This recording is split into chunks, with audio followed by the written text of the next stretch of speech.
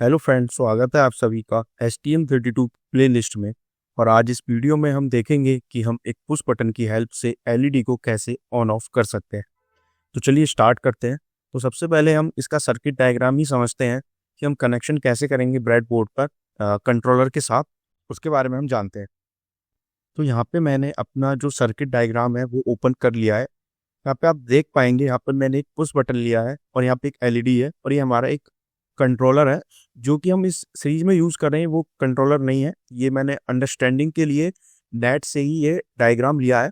तो उसमें जो यूज़ कर रहा है ये ब्लू पिल यूज़ कर रहा है, तो इस वजह से आपको डिफरेंट टाइप का कंट्रोलर यहाँ पर दिखाई दे रहा होगा।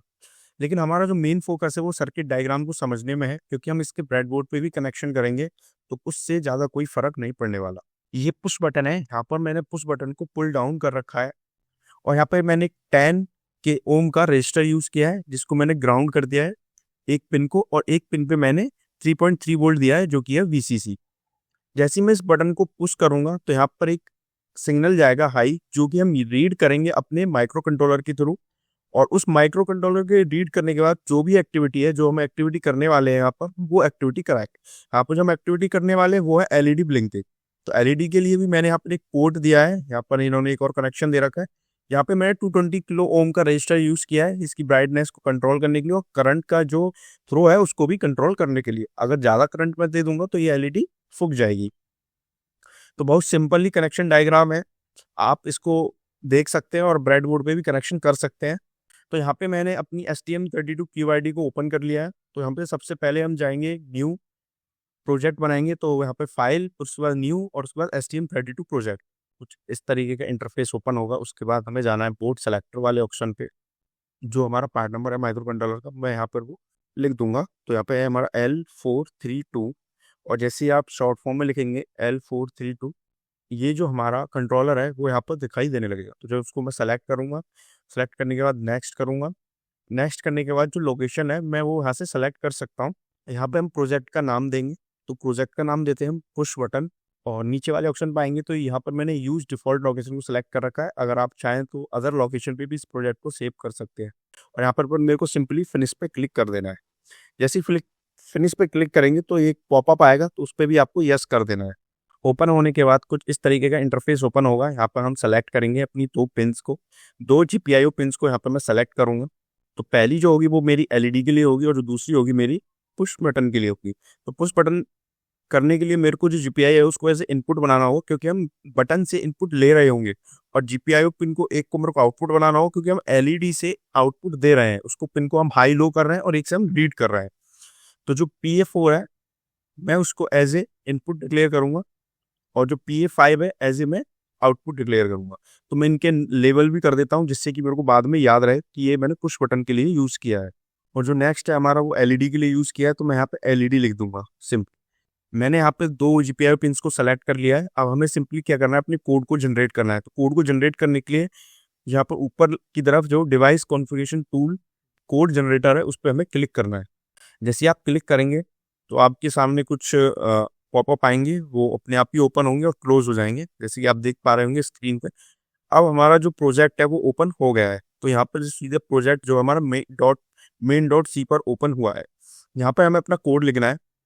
तो हमें सिंपली अब क्या करना है, HAL का ड्राइवर का यूज करके हमें पुश बटन को रीड करना है। तो उसके लिए मेरे को जाऊंगा सिंपली ड्राइवर में, फिर HAL में और इंक्लूड में, और यहाँ से मैं जो हमारी GPIO.h है उसको ओपन करूंगा। इस पर डबल क्लिक करेंगे तो वो ओपन हो जाएगी। जैसे ही आप नीचे जाएंगे एट द लास्ट बॉटम में, तो यहाँ पर कुछ पिंस मिलेंगे आपको, जैसे ये है HAL GPIO रीड पिन। इस वाले फंक्शन को हम यहाँ से कॉपी कर लेंगे, और कॉपी करने के बाद हम इसको पेस्ट कर देंगे वाइल वन के नीचे, जहाँ पर दिखा हुआ है user code and while, user code begin while. While वाला कोड जो यूजर में एंड हो रहा है वहाँ पे हम इसको पेस्ट कर देंगे। पेस्ट करने के बाद यहाँ पर हम एक वेरिएबल और बनाएंगे जिसका नाम रखेंगे हम स्टेटस, और जो इसका टाइप होगा वो होगा बूल। और यहाँ पे हम जो पैरामीटर्स हैं उनको भी पास कर देंगे। तो जो हमारा GPIO था, हमारा GPIO था A, और पिन थी जो हमारी वो थी GPIO पिन 4। अब यहाँ पर हम चाहें तो हम इसको डायरेक्ट भी कर सकते हैं, लेकिन मैं फिर भी बिल्कुल बिगिनर्स की रीच है ये, तो मैं एक एक चीज़ को प्रॉपरली डिस्क्राइब करते हुए आगे बढ़ूंगा। तो यहाँ पर मैंने एक फंक्शन बनाया बूल, जो कि है स्टेटस फंक्शन का नेम। बूल का मतलब है यहाँ पर हम 0 या 1 दो ही डिजिट को सेव करा सकते हैं, 0 या 1, हाई या लो। जब हम बूल फंक्शन को यूज करते हैं तो उसकी एक लाइब्रेरी होती है, वो भी हमें इंक्लूड करनी होती है। तो हम जहाँ इंक्लूड करेंगे वो होगा यूजर कोड इंक्लूड। तो यहाँ पे सिंपली मैं एज इंक्लूड, तो यहाँ पे मैंने लाइब्रेरी को भी ऐड कर लिया है और यहाँ पर बूल स्टेटस है। अब यहाँ पर हम इफ कंडीशन का यूज करेंगे कि इफ स्टेटस, अगर हमारा स्टेटस ट्रू होता है मतलब 1 होता है तो हम क्या करेंगे, एलईडी को ब्लिंक कर देंगे। तो HAL GPIO और यहाँ पर हमारा होगा राइट पिट। तो जो हमारा GPIO होता है वो है GPIO A और जो हमारी पिन है वो है 5 और जो पिन स्टेट है वो हमारी यहाँ पर हाई हो जाएगी सिंपली, और यहाँ पर हम टर्मिनेट कर देंगे पहली लाइन। अगर ऐसा नहीं होता है, ये बटन 0 होता है तो यहाँ पर एल्स कंडीशन का यूज करेंगे। एल्स कंडीशन में हम इसको रीसेट कर देंगे, मतलब हम इसको ऑफ कर देंगे एलईडी को अगर किसी ने बटन नहीं दबा रखा। तो यहाँ पर सिंपली हम रीसेट कर देंगे। तो ये सिंपली कोड हमने लिख दिया है। उस बटन की मदद से हम कैसे एक एलईडी को ब्लिंक करा सकते हैं। तो चलिए दोस्तों एक बार इसको बिल्ड कर लेते हैं कोड को और देखते हैं कोई एरर तो नहीं है। तो आप देख सकते हैं यहाँ पर 0 एरर, 0 वार्निंग और टाइम इसमें 6 सेकंड 0.32 मिली सेकंड का लगा है। तो हमारा कोड हमने लिख दिया। इस कोड को हम अपलोड करते हैं अपने माइक्रो कंट्रोलर पे और रिजल्ट्स को देख सकते हैं। जो रिजल्ट है आप अपनी स्क्रीन पर देख पा रहे होंगे, ये हमारी जो एलईडी है वो ब्लिंक कर रही है जब जब मैं उस बटन को पुश कर रहा हूँ, और जैसे ही मैं बटन को रिलीज कर रहा हूँ तो एलईडी ऑफ हो जा रही है।